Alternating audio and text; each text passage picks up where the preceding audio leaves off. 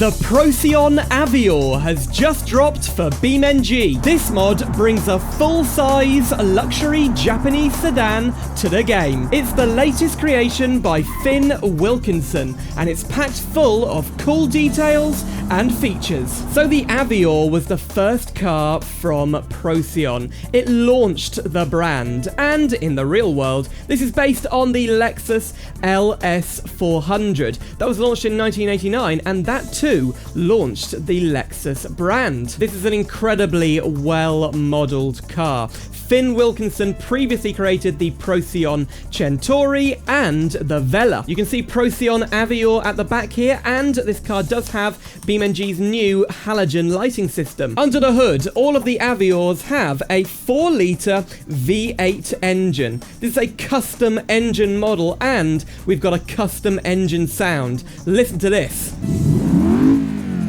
It's very soft, very quiet, but it sounds great. And this is one stunning interior. You can imagine how futuristic this would have been back in 1989 with all of these buttons. Let's take the Avior for a spin. We have a 4-speed automatic gearbox, and that engine produces 248 horsepower. It's not a massive amount, but it does mean this is a pretty brisk and comfortable cruiser. So onto the highway, what I think I'm going to do is put it into power mode on the transmission. Now that keeps gears for longer. Basically, it means we rev higher and we can go just that little bit faster. And you know what? It works. This is the base model. We don't have air suspension, but some of the higher up models do have air suspension, as well as lots of toys in the interior that this base model doesn't have. But you know what? The suspension feels good. It's not sporty, but it's very, whoa, oh, it's very stable. So it's time for a crash test. Let's go into slow motion into this pillar. Whoa, that is amazing. I would say vanilla quality crash model here. Look at the detail. I mean, the car is completely wrecked. The damage has gone all the way into the cabin. Look at this. Wow, part of the engine is in the cabin. Oh, look at the steering wheel is through the windscreen. This mod comes with 25 configs. They're spread across 4 different trim levels, and you've got the UK models, Japanese models, US models, and even facelift models. The Avior is a paid mod. It's available on Gumroad for £3.50. That's about $5 US. Now, as always, I'll be running a giveaway for this on my Discord server. You have until Wednesday, the 26th of February to join, and I wish you the very best of luck. Now, in Japan, the Avior was called the Hirochi Theria. That mirrors what Toyota did with Lexus. So they sold the Lexus as the Toyota Celsior in Japan. You can see the Theria badge back here. And I really like the grille on the Hirochi. Look at the lights as well. Oh, I love the new halogen lights. Let me show you some of the interior features. Now, to start with, we have the usual things like an ignition switch. There you go, turn it on. In fact, look at that. The dashboard completely turns off when the ignition is off. And we've also got the hazard warning lights. We've got working dome lights, and watch what happens when you turn them off. There's a big delay as they gradually fade out. We've also got a dome light back there and one on the other side too. You can open this armrest down here so you can store your drinks or whatever in there. You can press the FM button here, and that extends the aerial at the back. Here we go, let's have a look. Up it goes. That is so cool. I don't think we've ever seen that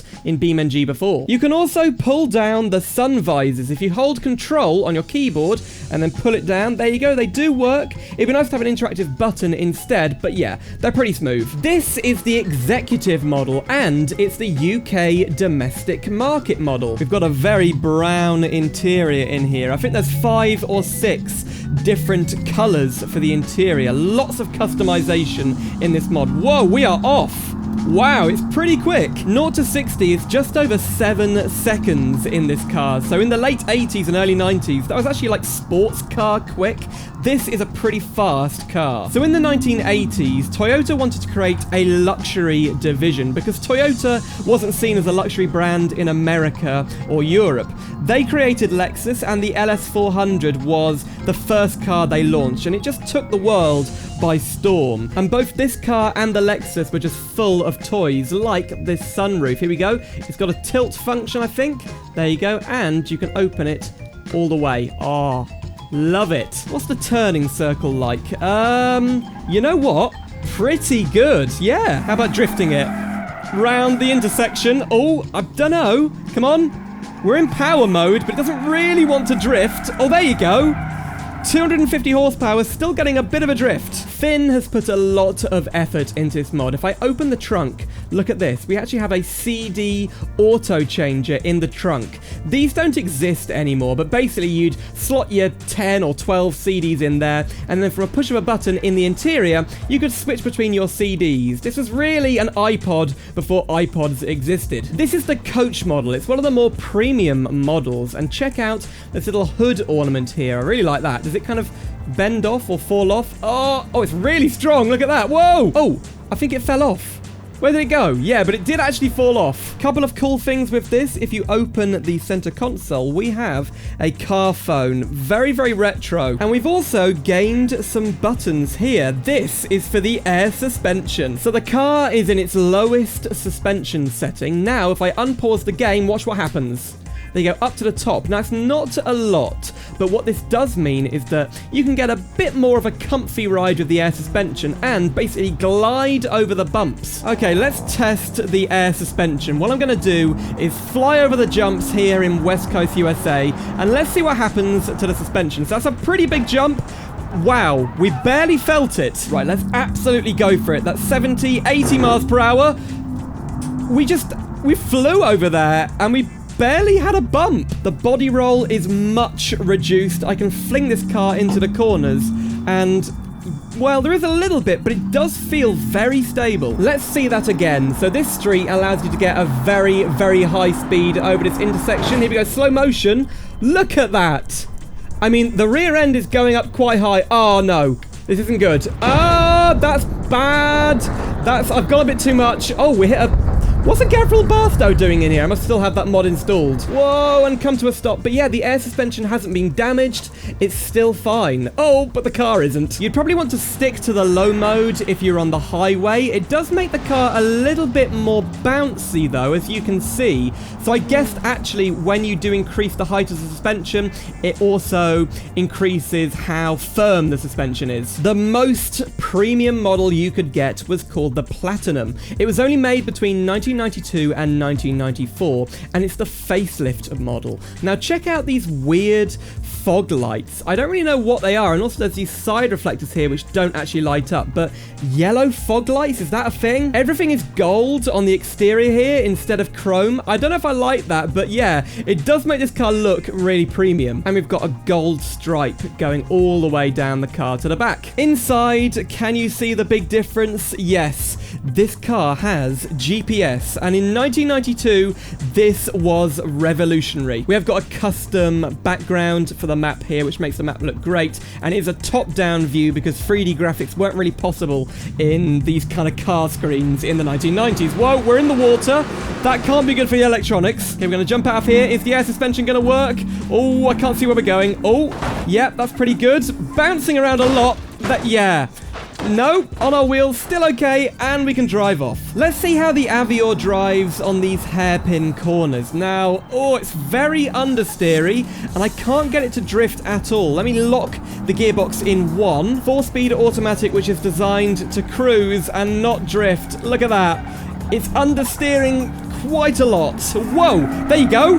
That was a bit of a drift. Let's go for another crash test. There you go. Okay. When you crash into another car, it is a lot stronger. But earlier, wow, we were absolutely wrecked. There is an even more luxurious version of the Hirochi Theria. It's called the Type E. And you're probably wondering, what are these poles sticking out here? I think they're called parking poles. And basically, when you're in the cabin, you can then see the corners of the car, which helps you park in tight spaces. We also have a slightly unusual digital speedometer. At the moment, it's in miles per hour. Can we change that? I'm just wondering if we can change that. Yeah, they use kilometers per hour in Japan, so why it has that, I don't know. I'm getting major Yakuza vibes from this car. This definitely looks like a Yakuza car.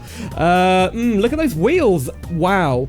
I mean, they're cool. Gold or bronze wheels. Look at those. The digital speedometer does work, by the way, and it updates much faster than the one in the Chery Tango. But this car was a technological marvel in the 90s. It probably had more computing power than any car that came before. This is the VIP build config. It's a highly customized variant of the Avior, and it's been slammed down onto these very cool looking wheels. They're 19-inch Wangan wheels. I think they're called Deep Dish, as you can see. I love the body kit as well. It kind of looks like some very retro AMG Mercedes body kit. Really nice. And we've got a wing. Oh, and a lot of the configs so far have had this privacy glass. You can see it's tinted quite a lot. Now, inside, we've got quite a gaudy red interior, but then we've got this weird netting like in your grandma's house. I don't know why this is a thing, but it's cool, and it really does add to the character of this car. On the dash, we've got a really cute toy car of the Procyon Avior. I love that. Oh, and this thing has twin exhausts plus a turbocharged engine. 361 horsepower. Let's listen to it. That is the true sound of this engine. In the other ones, they were really muted. Okay, it's time for a high-speed run on the highway. And by the way, listen to the indicator. That is a custom indicator noise. Very few mods add that. Okay, then through the gate, let's floor it. Whoa, bit of wheel spin there. Bit more wheel spin. We are losing control slightly. Wow, it's very unstable. We do not have the air suspension in this thing, and I think we're putting a lot of power through this car. The suspension is not helping. It's been slammed just a little bit too much. This does feel like a bodged modification on the car. Oh no! Whoa, I managed to hold on there just about. That's 140 miles per hour. Still going. Can't see where we're going now though. Oh, 145. This corner's going to be difficult. We're hanging on. It doesn't want to spin out. Brakes. Not very good brakes. Not... Of course it's a Lansdale, and we come to a stop. Whoa. Don't get me wrong, it's quick, and I do like driving it, but you really have to put in the effort to stop this thing losing control. We are getting a bit of a drift on it here. Oh, I can see the wheels do have camber, which should help us. Wow, we took, like, no damage from that somehow. And that exhaust noise is glorious. Okay, let's go for a drift again. Come on. Just a little there. A bit more. Oh, it's actually quite controllable. Oh, I entered a drift zone somehow. Okay, let's go for a drift. Okay, into the first corner. Come on. Gotta get a drift to start the drift zone. Yep. Can we chain the drifts a little bit? Now, bear in mind, it does have an automatic gearbox, so drifting is going to be difficult to start with. I've locked it into first gear. We're not getting the best drift performance here. Oh, no. Spun out. That still counts, apparently. Over the line. Can we even drift there? 6 points over the line. 750, not bad, but yeah, this car isn't designed for drifting. The final config is a really good one. This is the street tuned variant. It's from the UK, it's been highly modified. We have 463 horsepower, and it's got a stage 1 supercharger. Look at these really nice folk wheels, and we've got uprated suspension, which you can see under there. It's been lowered and firmed up, but the person that modified this has gone all in. If we open the rear door, they've removed the rear seats. This is no longer a luxury limousine, it's a race car. Whoa, what's this? Oh look, there's even the detail here of the cigarette lighter and the heating in the back, but we're not actually heating anyone now. Let's put that aerial down. I bet it's causing a lot of drag. Okay, 6-speed manual gearbox. Thank goodness we do have a manual in this mod, and off we go. That is a lot of wheel spin. Now, this car still weighs 1.8 tons. We don't have the air suspension, so I have no idea what's going to happen here. We do have ABS, though, thank goodness. Whoa. Whoa. Okay.